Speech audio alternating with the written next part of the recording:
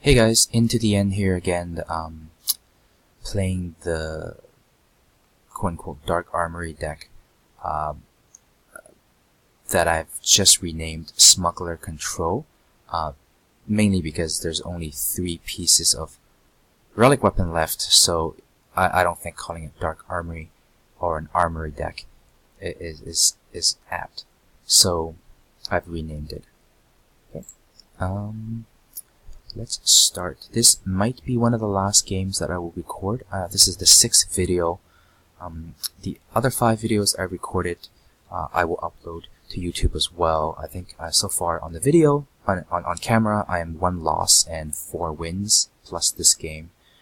But that's not a very fair representation. I think the deck's doing about 50-50 right now, maybe slightly over 50% win rate. The only reason I don't have any of those recording is because it just so happens that I'm recording when I won. It just so happens that I won the games when I recorded. This is a bad hand. Definitely redraw this. Oh boy, this is not a good hand. Oh, hey, that's good. Hopefully this will draw me into the shadow that I need. I have a couple turns to hit shadow. I don't need to play Sabotage this early.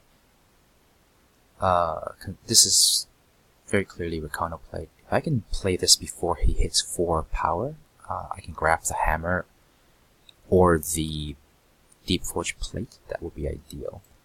So let's just keep searching for that Shadow Sigil. Perfect! I have it. I don't think I need to play it now, although the next turn he could play a Shogun Scepter, which is kind of annoying. And because I may want to spend some time removing units, this is an okay time to run it out. No, I'll wait. Wait for 2 more turns. I get to see next to a couple of cards. Okay. Okay, now I'll do it. No valid cards, so it's all lands and creatures. That's a good sign. It's really the equipment or the weapons that makes this deck so scary. If it's just creatures, this Harsh Rule will do a lot of work. And this 1/1 familiar is not scary until he puts something on it.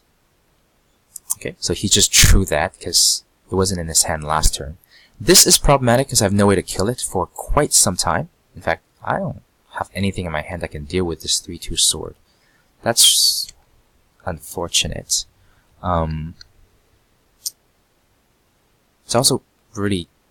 I'm quite sad that I get nothing with my Sabotage and then he draws this the next turn. I've essentially just discarded 1 card for 1 mana. Okay. Great. This is going to solve the Silverwing Familiar problem. But first, let's get rid of these creatures. I'm at 8. I go to 4 next turn when he attacks. He draws any equipment, and I think I'm dead. Even a torch. Because I can't kill both of these. I have to...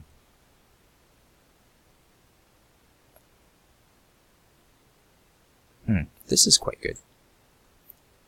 This is very, very good. He needs 2 removal spells to beat me this turn. Actually, no, he can't even kill me with 2 removal spells because I have the extra 4 armor from the Throne Warden. This is excellent. So this is as good as it gets. So we can remove this. We're gonna attack him and get rid of his sword, and then I can also get rid of his Silverwing's Familiar. That's as good as it gets in terms of the sequence of events. That's perfectly fine. Actually, maybe not so fine. No, it's okay. I'll just kill it. Go to 6. I do die to 2 torches, but nothing I can do about that.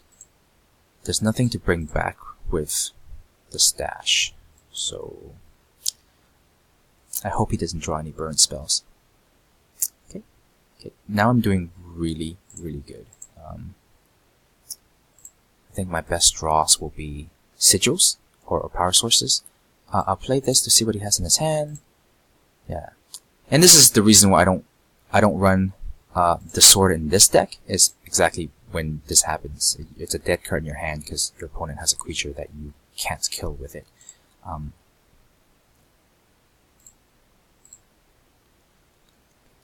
Okay, so I hope he does, which turns on Vanquish. And I think he's pretty much dead. He's top decking into very little that can help him from that deck, because every creature of his is pretty small until you put a piece of weapon on it. So I don't think there's anything he can draw that can stop both of these. Great. Things got a little sketchy earlier on. I took a lot of damage, but his draws were not amazing. He perhaps flooded out a little bit. Ended up 8 power, where I only got 7. So my draw was definitely better than his. Okay, that's the 6th game. On camera, I'm 5 wins and 1 loss. But realistically, this deck's maybe around 50%, maybe a little bit better than 50%. I will make maybe one more video just to talk about my card choices in greater detail. I think I made the last 4 videos with this version of the deck, so I think it's worth maybe some explanation on why I changed it. I also got a lot of really useful and good input from the Reddit community, so I want to thank everyone for that.